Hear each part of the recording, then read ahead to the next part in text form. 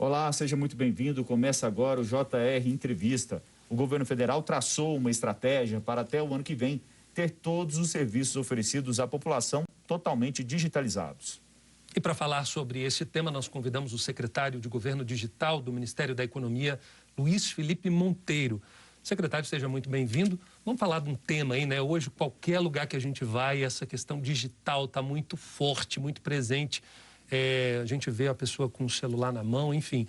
Eu gostaria que o senhor falasse um pouquinho quantos serviços estão disponíveis já na rede e o que representa isso do total que vocês pretendem colocar. Bom, muito obrigado pela sua oportunidade de falar sobre os serviços digitais que o governo oferece a todo cidadão.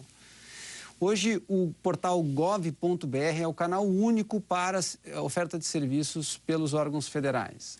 O portal ele acumula mais de 4.000 serviços públicos diferentes. Desses serviços, 67% deles já são totalmente digitais. O que significa isso? O cidadão pode, desde solicitar aquele atendimento, acompanhar o processamento e as pendências, eventualmente alguma intercorrência daquela solicitação, até receber a resposta do órgão público sem sair de casa, 24 horas por dia, 7 dias por semana, no final de semana, quando ele achar mais conveniente interagir com o Estado. Esse é um governo que está disponível, sempre aberto. O governo digital está sempre aberto à disposição do cidadão. E quais serviços a população pode ter acesso pelos meios digitais, sem sair de casa ou do trabalho e sem ter que recorrer a uma repartição pública? Os mais de 2.000 serviços digitais que já estão disponíveis, os mais acessados são os relacionados ao trabalho, como, por exemplo, emitir a carteira de trabalho digital, solicitação de seguro-desemprego. Agora, nesse período de pandemia, os serviços relacionados a benefícios sociais e apoio do Estado à situação de vulnerabilidade. Então, por exemplo, auxílio emergencial. Outros serviços relacionados a transporte, como carteira de trabalho, carteira digital de trânsito, pagamento de multas. Tem uma variedade de serviços, eu estou citando aqui os mais acessados no dia a dia do cidadão. Secretário, teve alguma resistência por parte da população? Ainda tem, né? Quando você vai, eu não sei se a gente vai no órgão, você quer o documento, você quer o papel, e às vezes no digital você fica preocupado, achando que será que vão me atender, que vão responder? Existe uma morosidade? Teve muita resistência? Nós tivemos um momento de transição que foi muito acelerado pelo período da pandemia, né? Basicamente, as relações presenciais com o Estado, por função de lockdown, até a fragilidade do contato, né, entre as pessoas, isso foi prejudicado. Com isso, a transformação digital virou a única alternativa de atendimento em muitos casos, em muitos municípios do Brasil. O brasileiro já é adepto de tecnologias digitais, nós temos linhas de telefone celular para praticamente toda a população, 74% dos brasileiros acessam a internet frequentemente. É incrível, nós somos a 4ª maior população do mundo de usuários de internet. Tem gente que tem uma média de 2 a 3 celulares, né? 3 aparelhos. Exatamente. Tem mais aparelhos do que gente. Exatamente. O que a gente tem que tornar é o serviço público digital tão simples, tão fácil, quanto mandar uma mensagem para o colega, para o vizinho, para a mãe. Porque se a gente, com esse serviço fácil e simples dessa forma, o cidadão não vai se sentir inseguro ou não vai ficar com dificuldade, não vai ter dificuldade de consumir isso pelos canais digitais, que é muito melhor para ele, cidadão, e é muito melhor para o governo também, porque os serviços digitais são mais ágeis, mais rápidos, muito mais simples. O governo tem uma meta ambiciosa, né, que é colocar todos os serviços de forma digital até o ano que vem. Vai ser possível? Nós estamos atingindo isso todos os dias. É um trabalho contínuo. Desde o início de 2019, nós a cada 2 dias, nós entregamos 3 novos serviços digitais.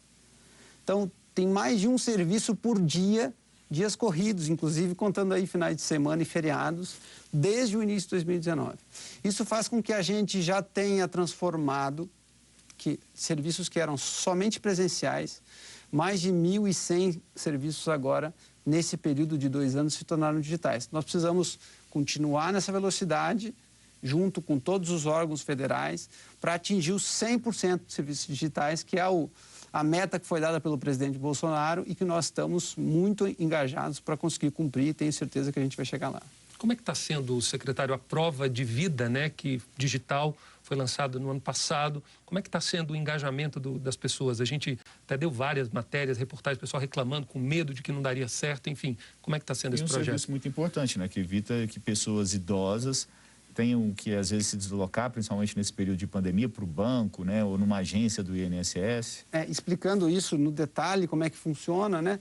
Imagine aquele aposentado do INSS, às vezes acamado ou com algum problema de saúde, ter que se deslocar para dizer: oi, governo, estou vivo, então continue pagando meu benefício. Não faz sentido, né? Isso não faz sentido nos dias atuais, mas pasme, isso é uma realidade no mundo todo. Vários países do mundo desenvolvidos, como os países europeus, como os Estados Unidos, os beneficiários de auxílios e benefícios do governo precisam fazer a prova de vida presencialmente num órgão público. Nós inovamos porque entendemos que há hoje mecanismos tecnológicos, dá para usar o digital, o celular que cada um tem na mão, para fazer uma série de checagens e aí... Como que funciona? Funciona da seguinte forma: você, aposentado no INSS, ou diretamente, ou com a ajuda de um neto, de um sobrinho, de alguém que possa ajudar a manipular o celular, você baixa o aplicativo Meu GovBR. Nesse aplicativo, quando você colocar o seu CPF, já vai aparecer uma pendência, ou você tem uma prova de vida a ser realizada para o INSS. Nesse momento, você olha para o celular, faz alguns movimentos, porque nós queremos saber se é você mesmo que está ali, se não é uma foto ou alguma tentativa de burlar um sistema federal. E a sua biometria facial, o seu rosto é conferido com bases de dados, como, por exemplo, a dos eleitores. E sabendo que você, de posse desse celular, está vivo e ali está, a gente abre completamente mão de você ter que se deslocar para algum lugar. É muito benefício para o cidadão. Ele faz isso na palma da mão, sozinho, em alguns minutos, um procedimento que antes tinha deslocamento, às vezes envolvia a família para poder levar essa pessoa, esse idoso, para um banco. Custo muito alto, um custo social muito alto, está sendo eliminado por meio de tecnologia digital. Esse aplicativo, né, geralmente quando o governo lança um aplicativo, surgem vários também outros que querem fraudar, enfim, ter acesso a informações da pessoa. Qual é a diferença desse aplicativo? A pessoa vai exigir o CPF, vai exigir o título, enfim? O mais importante é que o cidadão esteja atento e busque o aplicativo que é publicado pelo governo do Brasil. Então, tanto nas lojas da Android, quanto nas lojas do iPhone, do iOS, nós temos um único publicador, um único responsável por todos os aplicativos oficiais, que é o governo do Brasil. Tem um selo? Está lá embaixo, quando se vê o nome do aplicativo, embaixo está escrito quem é que divulgou isso. O aplicativo de prova de vida, qual que é o nome dele? Meugov.br, e vocês vão notar que ali embaixo está escrito Governo do Brasil, que é o responsável por esse aplicativo. Esse é o aplicativo oficial que vai ter esse procedimento que eu citei para vocês. Esse sistema traz economia também para o governo federal? Porque a gente sempre tem essa preocupação, né, principalmente com as contas do governo federal no vermelho, desde 2014. Esse sistema todo, a digitalização, traz economia para o governo federal ou não? É mais oneroso? Primeiro, o nosso objetivo principal é entregar qualidade de vida para o brasileiro. Então, o objetivo da transformação digital é que o cidadão consiga consumir serviços públicos de forma mais simples, mais práticas. O bom disso tudo é que, além de dar mais qualidade e autonomia, ele reduz o custo da prestação do serviço. Um serviço digital, ele é 97% mais barato do que o mesmo serviço entregue num canal presencial. Então, quando a gente entregava uma carteira de trabalho em papel, ela custava muito mais caro do que agora a carteira de trabalho entregue no celular. Isso é bom porque uma das nossas missões nessa gestão é reduzir o tamanho do Estado, tornar um Estado mais barato para a população, que vai sobrar recursos para fazer política pública, para construir creche, para construir hospital, para contratar médicos e professores. O senhor falou que a aceitação ela tem sido comemorada pelo governo, né? Porque o brasileiro já fazia isso e com essa pandemia ele foi empurrado, foi obrigado a aceitar o serviço digital. Agora eu queria saber qual é a principal barreira que vocês enfrentam para efetivar esses serviços. Bom, nós temos uma barreira que é a característica do Brasil. O Brasil é um país continental com características socioeconômicas muito diferentes, né? Apesar de termos a quarta maior população conectada do mundo, há algumas regiões onde a conectividade não chega com qualidade ou não chega em condições que o cidadão consiga consumi-las. Então, tem um elemento do projeto que é chegar com internet de alta qualidade para todas as regiões do Brasil. Tem um outro elemento do projeto que é tornar serviços públicos tão fáceis, mas tão fáceis em que eles sejam autoexplicativos, né? Esse é um papel que a gente só consegue realizar perguntando para o próprio usuário. Tem uma palavra mágica aí que chama experiência do usuário. Então, o serviço ele não tem que ser construído na ótica do Luiz ou na ótica de algum servidor público. O serviço tem que ser construído com quem vai consumir o serviço. Ou na ótica do desenvolvedor, né, do aplicativo, que às vezes acha que aquela ferramenta é funcional e não é. Então, assim, tem que perguntar para quem que vai usar, tem que entender o que ficou claro, o que não ficou claro, para tornar aquilo simples. E o terceiro elemento, que a nossa estratégia, ela não é uma estratégia de substituir os canais presenciais pelo digital. É uma estratégia multicanal, onde nós continuaremos com atendimento presencial, com atendimento telefônico, mas nós acrescentamos um canal digital. Significa que se aquele determinado cidadão, cidadã, não se sentir à vontade, não entender ou tem dificuldade de acesso, ainda terá uma agência, inclusive muito melhor do que antes havia, para o atender. Por que muito melhor? Porque uma parte daquela fila migrou para o canal digital. Então, a agência ficou mais agradável, a fila menor, o atendimento mais humanizado. É bom para todos. É bom para quem está incluído no digital, é bom para quem não está incluído no digital e é bom para o governo, que o serviço é muito mais barato e mais ágil. Bom, e você pode assistir ao JR Entrevista na Record News às 10h40 da noite, no portal R7, no Play Plus, no Jornal da Record, no JR 24 horas, à meia-noite e meia e também nas nossas redes sociais. E, secretário, me diz uma coisa, quantos milhões de brasileiros já estão inscritos aí no gov.br? Bom, nós temos hoje 93 milhões de brasileiros que acessam o gov.br. Quase 50% da população. Quase 50% da população, e se eu considerar aqueles que têm acesso à internet, dá mais de 70%. Então, nós temos uma adoção muito acelerada, né? O nosso gráfico, desde o lançamento, que tem menos de 2 anos que nós lançamos esse programa, até a situação atual, mostra que o brasileiro estava precisando disso, que o governo ele ficou muito tempo atrasado por não usar tecnologias digitais para o benefício e para a prestação de serviço. Na verdade, as pessoas também não querem pegar filas, né? E não querem se deslocar, principalmente nas grandes cidades. O deslocamento demora muito tempo, as agências de atendimento às vezes têm filas. Pelo meio digital, com certeza, a agilidade é muito maior. Perfeito, não só a agilidade, a comodidade, né? Aquele que acessa um serviço digital e que é atendido no celular jamais vai se deslocar de novo para uma agência. Então, o que a gente tem percebido é que as pessoas que aderem, elas vão aderindo à medida que se sentem confortáveis, confiantes, em que têm a orientação adequada, elas vão se convertendo para o digital. Elas passam a usar aquilo como uma ferramenta do dia a dia, comunicam isso, falam com os vizinhos, falam com a família, explicam que agora os serviços estão disponíveis e essa barreira cultural de acesso aos serviços digitais ela vai sendo facilmente e naturalmente avançada a partir do uso da população no dia a dia. Secretário, nós falamos muito dos usuários, né? Os usuários estão se adaptando, os usuários aqui, os usuários ali. Agora eu quero saber o seguinte, os funcionários, os servidores que trabalham naquelas repartições, acostumados às vezes a ter uma fila ali quilométrica e de repente tem que responder em horas, né? Porque realmente tem um prazo ali para que ele possa dar uma resposta digital. Como é que essas repartições estão se portando diante da implantação desse processo todo digital? A transformação digital é muito mais do que apenas tecnologia. Tecnologia cultural, é algo simples, é uma mudança cultural, uma mudança da forma de pensar primeiro e depois da forma de executar as tarefas do dia a dia. Então, quando nós automatizamos esses processos, para eu criar um serviço digital, toda a entrada do serviço e a parte de processamento e análise do serviço já tem que estar digital. Então, quando a gente passa a ter essa informatização dentro dos órgãos, eu posso gerar dados, informações. Então, eu sei exatamente qual é a produtividade das equipes, quantos pedidos cada um processou, qual é a qualidade do serviço que foi entregue, porque eu tenho uma avaliação do cidadão no final de cada um daqueles atendimentos. Esses dados geram um círculo virtuoso de análise de desempenho, de melhoria de desempenho, onde o servidor público vai vendo o que ele está entregando, qual é o resultado, e vai cada vez sendo mais instigado, motivado a melhorar esse desempenho.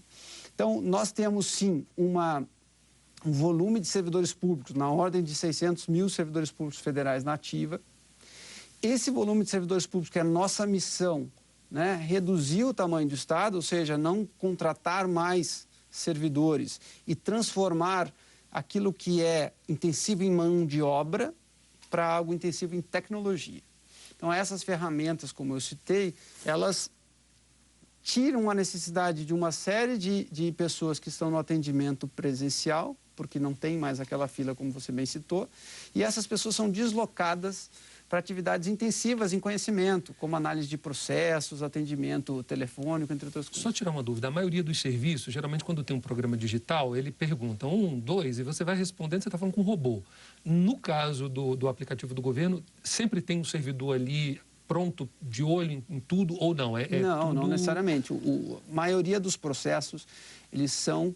É possível ser totalmente automatizado. A prova de vida que nós acabamos de citar aqui, ela é totalmente realizada por um computador. Não há nenhuma interação humana do lado do serviço público. Até bem pouco tempo, secretário, existiam diversos sites, um para um serviço, outro para outro serviço. O cidadão, às vezes, encontrava dificuldade de saber o caminho certo. O senhor já chegou a dizer que era um labirinto, né, essa questão toda. Com o novo sistema, os aplicativos, gov.br, isso está resolvido ou não? Você fala de algo que parece que faz muito tempo, né? Mas foi logo ali, há poucos meses atrás. Saímos do labirinto? Nós tínhamos mais de 1.500 sites.gov.br. Eu costumava dizer que o cidadão, mesmo que tivesse algum serviço digital, ele não encontrava, né? Era de fato um labirinto digital. O gov.br, ele veio justamente para substituir esse labirinto. Hoje é um único portal. E o que a pessoa faz? Digita o serviço lá e acha fácil? Digita gov.br ou vai no Google e pergunta, eu quero sacar a minha cota do PIS, eu quero contestar o auxílio emergencial, eu quero verificar a minha certidão de CPF. E ele vai ser direcionado diretamente para o gov.br. Lá, a lógica do portal não é uma lógica de governo, de dizer órgão A, órgão B, ministro, secretário. É a lógica de serviço. Você tem lá a mesma experiência como cidadão que você tem numa loja para quando você vai fazer um e-commerce, né? Porque ali está exatamente o que você está procurando, né? Os serviços mais solicitados, as categorias de serviço. Então, nossa visão é que a gente tem que conduzir o cidadão da forma mais simples possível para ele resolver de forma rápida e fácil o seu problema. E o gov.br substituiu o labirinto nesse sentido. É importante, tem um exemplo muito claro, né? Quando você quer criar um MEI, que é um microempreendedor individual, que é ligado ao governo, sim, você digita, antes de aparecer o do governo, aparecem várias empresas. Então, o cidadão que não tem qualquer conhecimento, ele clica, a empresa manda um boleto para ele. A gente já fez matéria disso aqui várias vezes. E a pessoa termina pagando o boleto sendo enganado de forma fraudulenta. Mas eu queria entrar justamente na questão dos dados, secretário. O senhor falou, inclusive, de gestão de risco é fundamental. Como é que ficam os vazamentos dos dados, né? Porque ali a gente está concentrando um turbilhão de informações de todos os brasileiros, né? Como é que fica essa gestão desses dados? Bom, o governo sempre foi detentor de muitos dados do cidadão, desde a época do papel, onde se fazia cadastros, né, se coletava informações sobre o cidadão. É inegável que não existe governo digital sem gestão de dados. Eu preciso ter uma gestão e uma governança de dados muito séria, protegendo a segurança dessas informações, evitando vazamentos e investigando de forma muito profissional nos casos em que há algum tipo de infração ou ataque hacker ou outra coisa. Esse processo de segurança da informação é que sustenta o governo digital.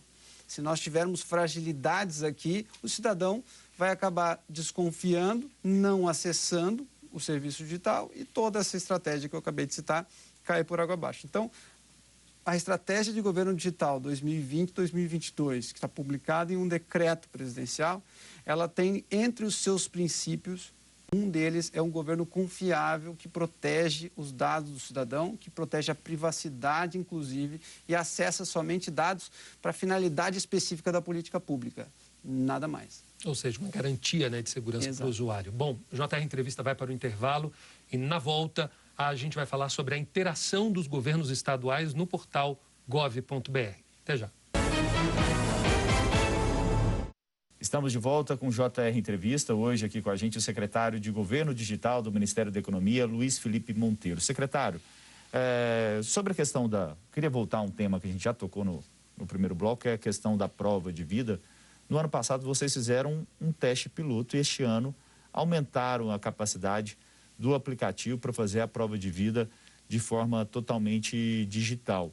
Explica para a gente o que aconteceu, qual que é a novidade específica sobre a prova de vida. Bom, o ano passado nós iniciamos com um volume pequeno de pessoas, né, em caráter piloto. Então, 500 mil beneficiários do INSS foram eleitos para fazer a prova de vida em meios digitais. Deste período, né, de agosto do ano passado até agora, nós ficamos testando essa experiência do usuário, entendendo quais eram as dificuldades, quais eram as vantagens do aplicativo, melhorando o formato e a tecnologia da prova de vida para chegar no momento onde nós estamos agora. Então, agora nós expandimos para 5,3 milhões de pessoas, beneficiários do INSS, que agora podem fazer a prova de vida totalmente digital. Acabando esse volume, as pessoas vão ter que fazer da forma convencional, né? Nós vamos continuar crescendo esse número, né? A gente está fazendo isso em ondas. Então, nós começamos com 500 mil, agora 5 milhões e 300 e vamos chegando até a totalidade dos beneficiários do INSS. Quais foram os principais problemas que vocês encontraram? Porque a gente está falando de uma população, né, de aposentados, pessoas de mais idade. Quais os percalços ali? Dificuldades de uso, porque a tecnologia que parecia simples para quem estava criando não se mostrou simples para um idoso, por exemplo, de posse de um celular mais simples, com uma tela pequena. Então, nós tivemos que, de fato, testar com os usuários. Entrevistamos mais de 2 mil pessoas para entender como é que eles se portavam dentro do uso desse aplicativo. Fizemos coisas como habilitar a câmera traseira do celular para um filho, primo, algum ajudante do idoso poder fazer a biometria facial dele, né? Então, são detalhes que a gente vai mexendo no aplicativo para melhorar essa experiência do cidadão. Quando a gente identificou que o aplicativo estava num estágio adequado, em que a maior parte dos beneficiários conseguia completar a prova de vida sem grandes transtornos, ou seja, com facilidade, quando a nota do aplicativo pelos próprios usuários se tornou uma nota positiva, né, uma nota de satisfação, então nós resolvemos ampliar e estamos aí bem esperançosos que isso vai facilitar a vida de vários brasileiros. Secretário, o aplicativo ele faz imagens, né, como o senhor já explicou, né, as pessoas fazem alguns movimentos, mas vocês precisam fazer uma comparação daquelas imagens com outras informações disponíveis pelo governo ou pelo sistema governamental brasileiro como um todo. De onde vêm essas outras informações da base de dados do aplicativo? Nós checamos aquela informação que é coletada pelo celular, pelo próprio beneficiário, pelo próprio usuário. Nós checamos com a base de dados eleitoral, né? Todos nós que temos adultos... Informações do Tribunal Superior Eleitoral. Isso, que tivemos que fazer um recadastramento eleitoral, deve lembrar que teve uma fotografia, a gente coletou as digitais da mão. E também quando a gente vai se habilitar para dirigir um veículo, ou seja, tirar a famosa carteira de motorista, também há esse registro de algumas informações biométricas do cidadão. Essas informações nós checamos para aquele cidadão especificamente, no momento em que o cidadão deseja fazer a prova de vida. Confirmada que aquela face corresponde àquele CPF e que aquela pessoa está viva, de posse do celular naquele momento, é verificada a prova de vida e o cidadão é dispensado de se não bater as informações, ele vai ter que fazer o serviço como Exatamente. Se não bater por algum motivo, o cidadão é informado sobre isso no próprio aplicativo e aí ele tem que se deslocar para uma agência bancária para fazer a prova de vida. Destaque, é importante que esta prova de vida está temporariamente suspensa, essa necessidade de ir presencialmente em função da pandemia, né? Então, apenas a prova de vida digital está sendo realizada. Os beneficiários não terão impacto nos seus benefícios, nas suas aposentadorias, enquanto a gente tiver com essa situação de pandemia. Secretário, quando a gente fala do portal gov.br, nós não estamos falando tão somente de serviços federais, a exemplo da Previdência, mas também de serviços estaduais, né? De que maneira isso facilita para o cidadão? Nós enxergamos que no canal digital é possível dar uma imagem, uma mensagem de que é um único governo, no sentido de que o cidadão reconhece que ali ele consegue resolver todos os seus problemas e que também do lado de cá seja um único cidadão.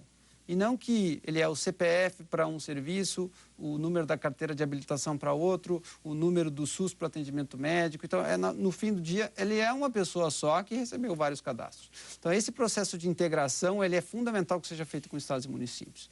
Nós temos 17 estados já integrados à rede gov.br, que usam o portal como meio de identificação do cidadão e mais de 70 municípios que já estão fazendo o mesmo. Significa que eu, que quero, de repente, pagar um imposto ou verificar alguma situação minha no estado do Rio Grande do Sul ou na Prefeitura de Belo Horizonte, eu uso a mesma identificação do GovBR. Eu acesso com o mesmo número de usuário, com a mesma senha, e aí o serviço federal, o serviço estadual, o serviço municipal estão todos dentro de uma mesma experiência, de uma forma simples. Ou seja, quando eu aprendi uma vez, eu sei fazer para todos os outros serviços. É um trabalho de integração técnica, política e também de comunicação para o cidadão fundamental. Porque quando nós concentramos esses serviços todos numa única forma de apresentar, o cidadão se habitua e acessa. E aí a gente está falando de serviços como pagamento de IPTU, de PVA, tem essas questões? Exatamente. Multas no Detran, abertura de uma empresa numa junta comercial, vários serviços estaduais e municipais. E como que está a receptividade de prefeitos e governadores a fazer essa integração? Nós temos recebendo muitos desses gestores públicos buscando essa integração por vários motivos.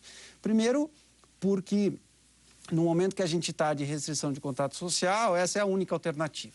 Então, todos viram que o digital é a forma de entregar serviço para o cidadão no momento que estamos. Segundo, porque perceberam que o cidadão já não tem mais tanto receio ou tanta dificuldade de acessar um serviço digital. Então, isso já tem escala para o cidadão brasileiro. E terceiro, porque toda essa tecnologia que o governo federal desenvolveu está disponível gratuitamente para os estados e municípios. Muitas prefeituras não devem ter condições de desenvolver tudo isso, né? E nem precisam, né? Não tem condições e não deveriam, porque nós já fizemos o investimento do recurso público, ou seja, dinheiro de impostos do cidadão brasileiro. Ou seja, é uma política de Estado e não de um governo específico, né? Porque é algo que vai ficar e perpetuar. É perene. O que vai para o digital não volta atrás, né? Então, as plataformas digitais, a integração com estados e municípios é algo que se constrói, que está acelerando e que o cidadão está percebendo a diferença no dia a dia, na vida dele. A gente tem uma outra questão muito importante, a gente tem a tramitação no Congresso Nacional, até o presidente da Câmara, Arthur Lira, disse que agora no primeiro semestre vai andar, que é a questão da reforma administrativa. O senhor já falou um pouco aqui sobre essa questão da digitalização com o servidor público, né, a correlação, mas eu gostaria de saber de novo, de que forma ajuda o país que está buscando aí uma reforma administrativa, essa questão da digitalização dos serviços. Nós estamos preparando o governo do futuro. A gente tem que parar de olhar para a forma de fazer governo pelo retrovisor. Então, o governo do futuro é um governo digital, é um governo eficiente, é um governo inteligente, confiável, integrado e que tem o foco no usuário, no cidadão. Então, este novo governo precisa de servidores públicos e de uma estrutura administrativa compatível. A reforma administrativa considera os avanços da digitalização, traça o governo do futuro e coloca quais são os parâmetros para essas equipes que nós viremos a contratar a partir da aprovação da reforma. Obrigado, secretário. O JR Entrevista faz um rápido intervalo e no próximo bloco mais detalhes sobre o portal gov.br. Continue com a gente. De volta com o JR Entrevista, aqui com a gente o secretário de Governo Digital do Ministério da Economia, Luiz Felipe Monteiro.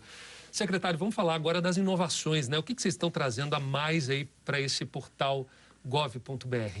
Bom, o gov.br ele tem essa função de simplificar a vida do cidadão. Então, nós percebemos também que o cidadão ele organiza suas necessidades por momentos em que ele está vivendo no seu dia a dia. Então, se o cidadão está se aposentando, ele tem uma necessidade de algum serviço. Se ele é um estudante, ele tem uma necessidade de um outro grupo de serviço.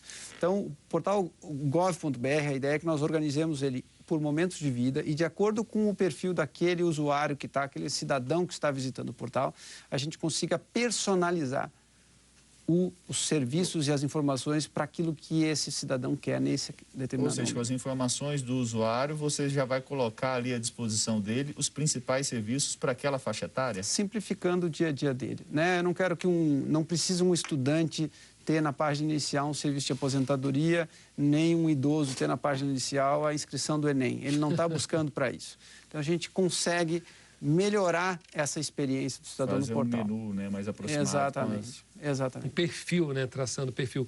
Secretário, vamos falar um pouquinho agora da identidade digital, que está vindo aí há um longo tempo, né, sendo discutido isso. Como é que vai ser essa implantação? Bom, a identidade digital, primeiro, é um desejo de muitos países do mundo estabelecer com confiança quem que é o cidadão por trás do celular, por trás do notebook, por trás de um tablet, acessando um serviço de governo. Ela é válida tanto para serviços públicos quanto para serviços privados. Entenda que hoje os bancos, os grandes e-commerces, as seguradoras fazem um investimento muito grande para garantir que não ocorram fraudes nos seus canais digitais, né? O que nós temos hoje é o governo, isso no mundo todo foi assim, tem uma oportunidade muito grande de dar qualidade, de dar precisão nessa identificação do cidadão. E isso a gente chama de identidade digital. Hoje, um trabalho do governo federal junto com o judiciário, especificamente o Tribunal Superior Eleitoral, está fazendo com que a identidade digital seja uma realidade e a gente consiga, por meio dos dispositivos do celular, do computador, dar com segurança e precisão a informação de quem é quem, de forma simples, para que o cidadão possa acessar serviços públicos e também serviços privados. A gente está chegando aí no final do programa, secretário. A gente logo abriu falando sobre a questão dos objetivos, né, de digitalizar todos os serviços até o ano que vem. Mas qual que é o principal desafio de se conseguir atingir essa meta para o governo federal? É um desafio de articulação de todos os órgãos públicos, de mudança de cultura, como a gente falou aqui durante a entrevista. Isso está sendo vencido, né? Nós tivemos uma estrutura nova nessa gestão que permitiu uma articulação técnica, permitiu que todos os órgãos se conversassem, que a gente tivesse sinergia nesse objetivo de transformar o governo para o digital. E isso já está se mostrando não só positivo para o cidadão, que é o que a gente espera, mas já está sendo capturado pelos organismos internacionais. A OCDE, por exemplo, que é a Organização dos Países Desenvolvidos, classificou o Brasil como o 16º governo digital mais eficiente do mundo, entre todos os países envolvidos. A gente ficou à frente de países referência, como a Alemanha, como a Áustria, como a Estônia. A ONU, que avalia 193 países no mundo, classificou o nosso Brasil como o 20º melhor oferta de serviços digitais do mundo. Então, a gente já se posiciona, o Brasil já se posiciona também no cenário internacional como uma referência, seja em relação aos todos os países do mundo, especialmente aqui no continente americano. Legal, dá para fazer ainda uma integração, né? Nós já estamos falando, o Brasil é um país continental, integração governo federal e estadual, e já essa previsibilidade de colocar também as informações para fora, para o exterior. A gente primeiro precisa pensar muito bem que informações que são trabalhadas e tratadas internacionalmente, porque obviamente, há preocupação com a privacidade de dados do cidadão brasileiro. O que nós sabemos é que existem serviços transfronteiriços, como o serviço de comércio exterior, por exemplo, serviços de transporte de cargas, serviço de transporte de passageiros. Esses serviços, sim, têm uma integração necessária e que o Brasil, nos fóruns internacionais, já está sendo muito bem representado para promover isso nos canais digitais também. Secretário, muito obrigado pelas informações. O JR Entrevista fica por aqui. Lembrando que você pode assistir ao programa na Record News às 10h40 da noite, no portal R7, no Play Plus, no Jornal da Record, no JR 24 horas, à 00h30 e também nas nossas redes sociais. Secretário, obrigado a você pela companhia e até a próxima.